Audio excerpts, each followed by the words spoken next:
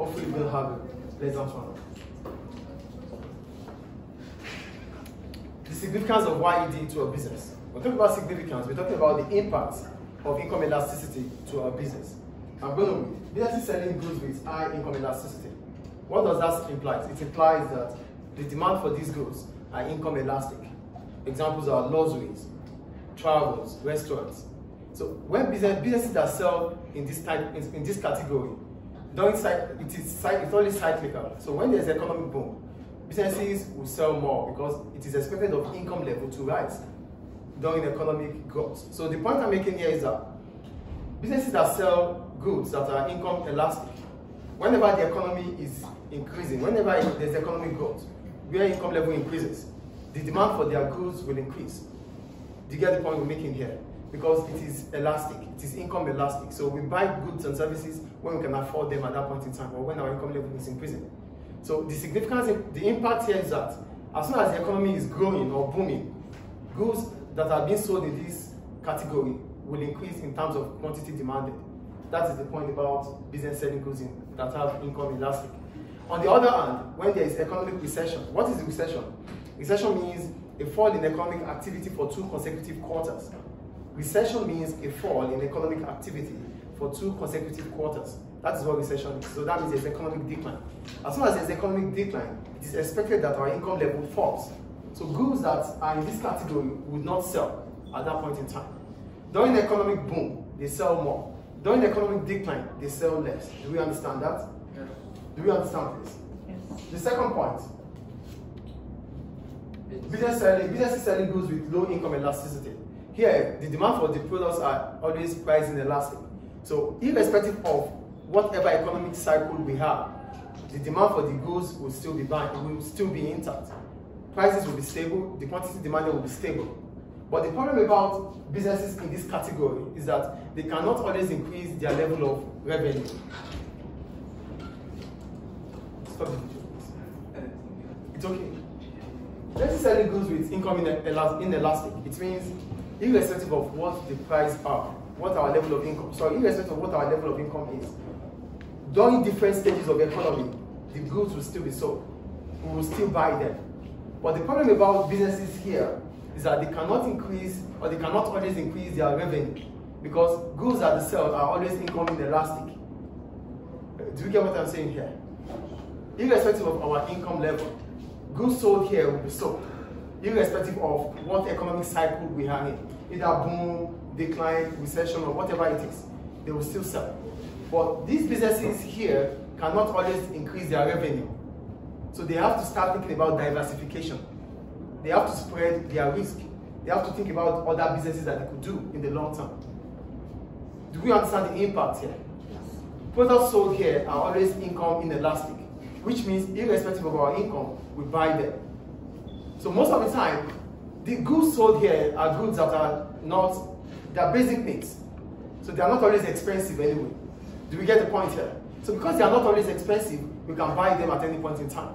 But the revenue for businesses in this category cannot always increase, except if they start thinking about diversification, start thinking about goods that they could sell, or the goods that they could sell when the income level increases. So they should stop being income inelastic. They should start seeing things, because the economy will not be stable. There will be a time the economy is at boom, there will be a time the economy will be in decline. So when the economy is at boom, they will still not sell more than what they used to sell. Do you guys get what I'm talking about here? Businesses that fall into this category cannot increase their level of income, even when the economy is in boom, because they will still sell the normal things they do sell. So they should start thinking about how to diversify, start producing goods that can be in line with economic situation. Different phases of the economy. When it is boom, they are able to sell more. When it is in decline, they will still sell. That is about the impact of YED on this product. Is it clear? Yes. I hope it's clear anyway. The third point, production planning.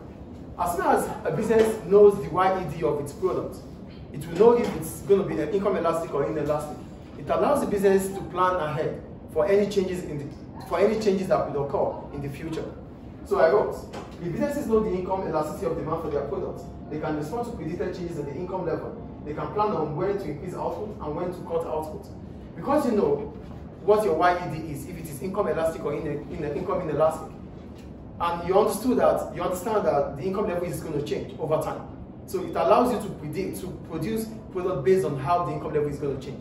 If it is predicted that the income level will increase over time, you can increase your output because you're going to sell more. But if it is predicted that the income level would fall, you can cut your output. So that means you can respond to changes in the society or to changes in the economy because you understand the YED. It allows you to plan. Planning means you are able to predict, or you are able to structure yourself about predicted outcome in the future. Do we get it or not? Yes. Are you guys with me?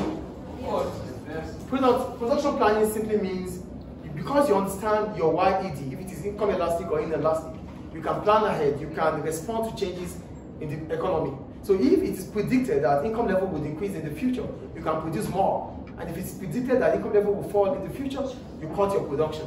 Okay. That is production planning. You plan to produce more if it is predicted that the income level will increase. You stop production or you cut production if it is predicted that the income level would fall because you understand your YED. You understand your YED. Do we get it? The last one, product switching.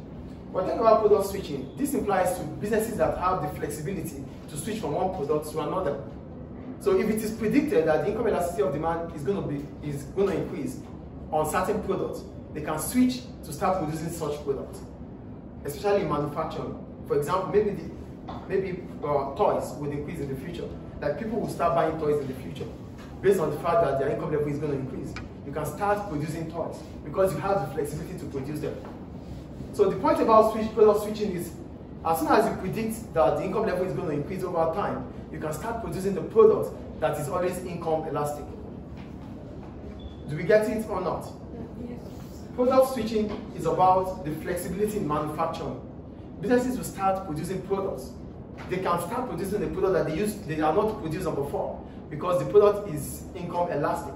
And for the fact that it is predicted that income is going to increase over time. Do you understand product switching? Sit down properly. Please touch it for me. Sit down properly. Do you understand product switching here? Yeah. It's about the YED. It's about the YED. So what happens to our YED? It is income elastic or income inelastic. So as soon as we understand that income is going to increase in the future, we can start producing a product that is income elastic because we have the flexibility, we have the equipment or machines to produce such products. That is product switching. Is it clear? Yes. I'm quickly going to recap it. We have the significance, we have selling goods that are income elastic. If you are selling goods that are income elastic, you produce more when it is predicted that the income is going to increase over time.